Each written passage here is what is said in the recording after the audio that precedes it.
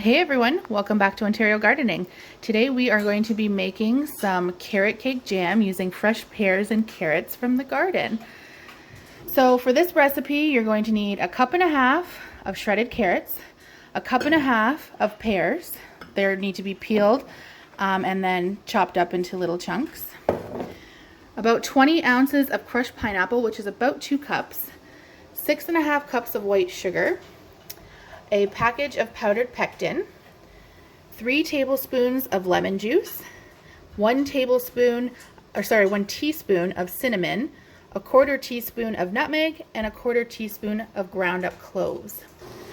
And then for those who are brand new at canning, the equipment you're going to need is a stock pot full of boiling water, your lids in also warmer boiling water, a pot for the jam, and then you'll need your bands, a ladle, and some tongs and a funnel, and then your sterilized jars. This recipe calls for about 6 250 milliliter or jam jars. So what we're going to do to start this jam off is we are going to add everything into our pot except for the sugar and the pectin. So we're going to go ahead and add that 1.5 cups of shredded carrot, the 2 cups of crushed pineapple, the 1.5 cups of diced pears, your 3 tablespoons of lemon juice, 1 teaspoon of your cinnamon, and then your 1/4 teaspoon of the cloves and the 1/4 teaspoon of the nutmeg. Now we're going to flip our stove to high, mix this all around, and bring to a full boil.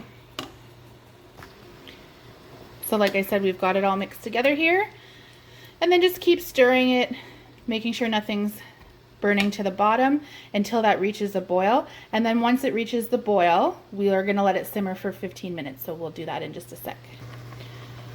Okay, so as you can see, we've got this to a boil now. So what we're going to do is we're going to turn down our stove to a low-medium heat. We are going to cover this pot with a lid,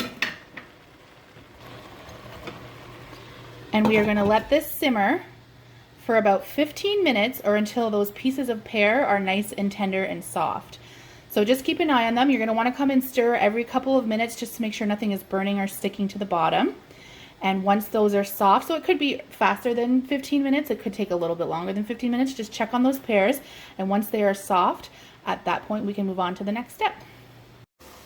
Okay, so it's been about 15 minutes and everything is soft in here. So what we are going to do now is we're going to take this off of the heat for a second and add in the packet of pectin. So here we are off the heat.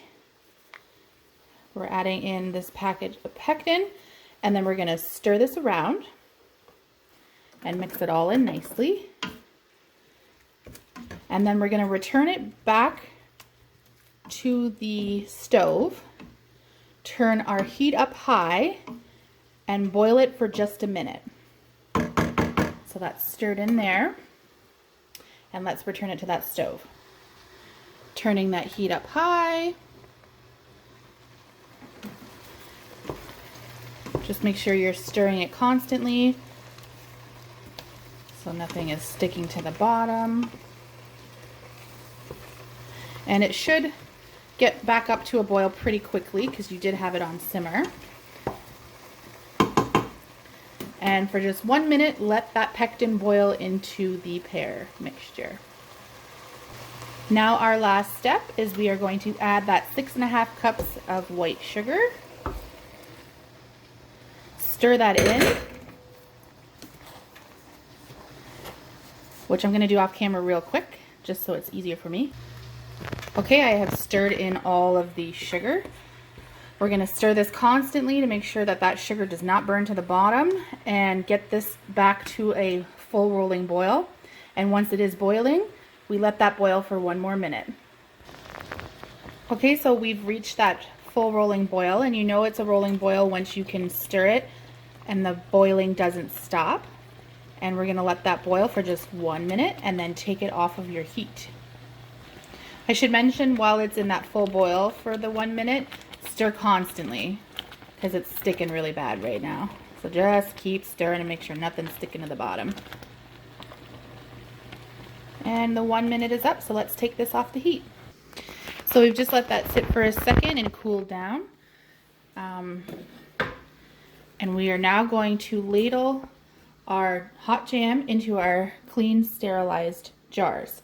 So for this recipe, you're going to want to leave about a 1/4 inch headspace.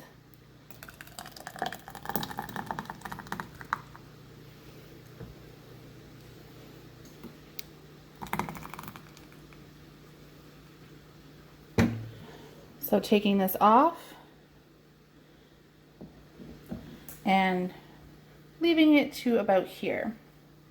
Now once you've filled each jar, you're going to want to take a wet or damp cloth or paper towel and wipe down the rim of each jar. This is just to make sure there's nothing on there and that the seal can really get a good stick from that lid. And we're going to go into our hot water here, grab a lid, and place it on our jar. And then we are going to grab a band and put the band on just finger tight. You don't want to over tighten it. Now be careful because everything is hot. The lid is hot, the jar is hot, the jam is hot.